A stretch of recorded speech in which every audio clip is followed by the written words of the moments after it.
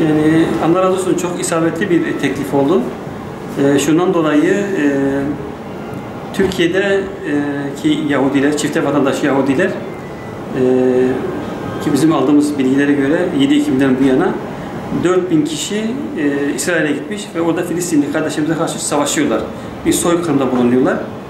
Bu bildiğimiz 4000 kişi, yani savaşın başlamasıyla, yani 7 Ekim'den bu yana gidenlerin sayısı. Ve alınan bilgilere göre şu anda İsrail'de 250.000 çifte vatandaş var.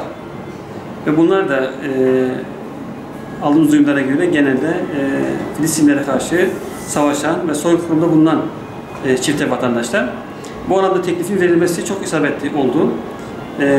Şundan dolayı bu insanlar orada katliam yapıyorlar, soykırım yapıyorlar ve canları için zamanla gelip burada dinlenecekler. Bir anlamda burası onlar için lojistik bir destek olacak.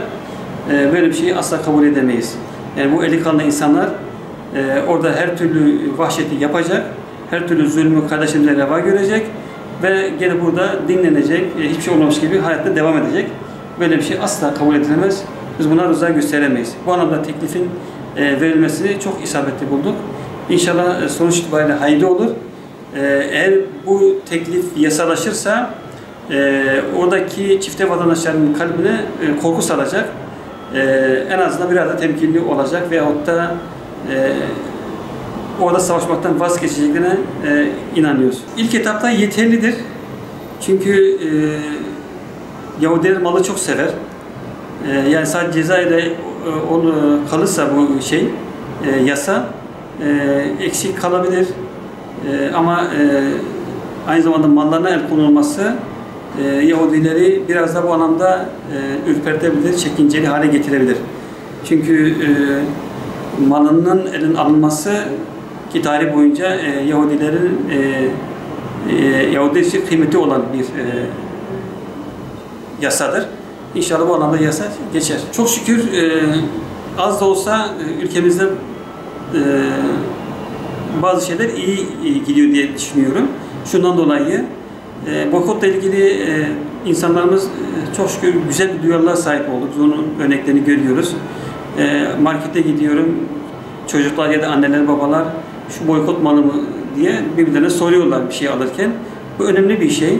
İkincisi, ülke olarak İsrail'e giden malların engellenmesi, bu anlamda Türkiye'den ticaretin İsrail'e yönelik akmaması, bu da önemli bir gidişat, önemli bir gelişme. Son olarak bu çifte vatandaşlarla ilgili yasanın da inşallah çıkmasını umuyoruz. Eğer çıkarsa en azından belki yine istediğimiz olmasa dahi ülkemiz şartlarına göre yaptığımız icraatlardan bir tanesi olacaktır. Ama eğer biz bu anlamda Yahudileri tanıyorsak İsrail'in durmayacağını düşünüyorum. Bu anlamda ülke olarak, millet olarak daha ciddi kararlar almamız gerekiyor. Çünkü şu anda İsrail bu şartlarda savaşı yaymaya çalışıyor. Lübnan'a saldırıyor, Yemen'e saldırıyor, İran'a saldırıyor. Yani bu anlamda bölgesel bir savaş çıkarma gayreti içerisinde. Bu da tehlikeli bir şey. Allah etmesin yayılması demek yani bu 3. Dünya Savaşı'na sebep olacak bir kıvılcım olabilir. Yahudiler bu anlamda böyle bir gayret içerisinde dikkatli olmak lazım. Ben Hüdapar'ın mecliste verdiği kanun teklifini bir vatandaş olarak destekliyorum ve çok takdir ediyorum. Yani bilindiği üzere Türkiye bir Müslüman ülke olduğu için Gazze konusunda da vatandaşlar çok hassas. Bu teklife karşı gelecek milletvekilleri ya da bir siyasi parti üyeleri varsa bunlar vatandaşların gözünden düşerler. Bunu söylemek istiyorum. Yoksa verdiği Hüdapar'ın Gazze için çalıştığı mevzuları da biliyoruz. Ne kadar çok çalıştığını da biliyoruz. Öbür siyasi partiler ayrı, Hüdapar'ın verdiği çaba, gayret ayrı. Gazze bizim için kıymetlidir. Gazze her zaman bizim kalbimizdedir. Bu böyle de gidecek, yani bu böyle de sürecek. Güzel bir karar olduğunu düşünüyorum, destekliyorum. Yani her vicdan sahibi, ben insanım diyen desteklemesini tavsiye ediyorum.